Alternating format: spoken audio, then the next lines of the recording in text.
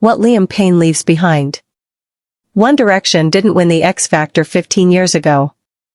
It's easy to forget that. They came in third place. One Direction member Liam Payne reminds the third place Building the Band contestants, Iconyx, a.k.a. Soulidified. They didn't win, but they also won. Payne's frequent invocation of his time in One Direction is pertinent and tragic in Netflix's Building the Band. He is one of the last vestiges of a certain era of producer-manipulated band development. Each One Direction member auditioned individually only to be put together in a group by Judge Simon Cowell and/or guest judge Nicole Scherzinger. The lore here is too complicated to dig into. Part of what Building the Band seeks in its mission is relinquishing control over who is in which band, letting people decide for themselves the future group in which they want to stake their future.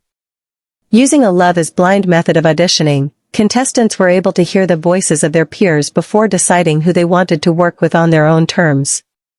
As a judge on Building the Band, Payne spoke highly of cohesiveness and loyalty, keen to identify when it felt like the show's bands were really there for each other.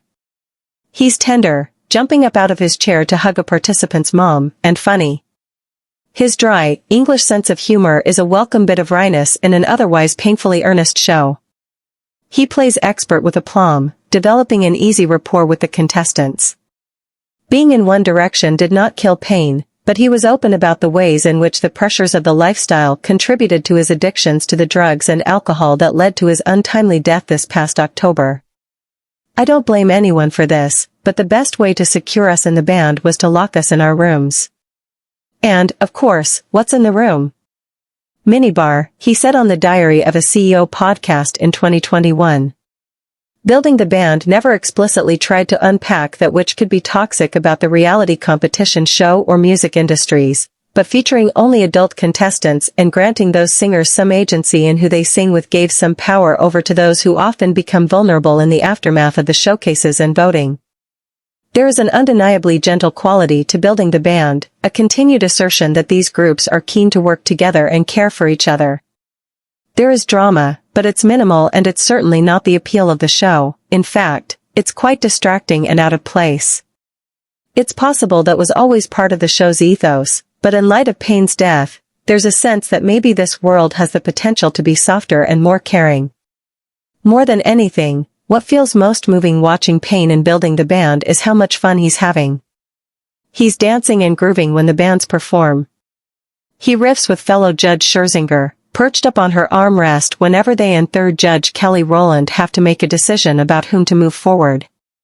I don't like this part, Nicole, Payne complains in the final episode, the sentiment drawn from a place of experience, to which Scherzinger punts it back with, "We're gonna blame you.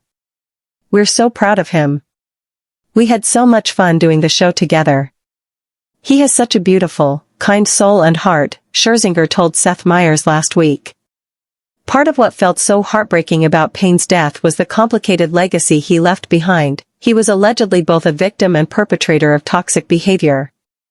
It's tricky in the aftermath of such a situation to separate the art from the artist, but Building the Band is such a graceful final showcase because it reunites Payne with the art that he loved. Up on that stage, he's just as Payno as ever.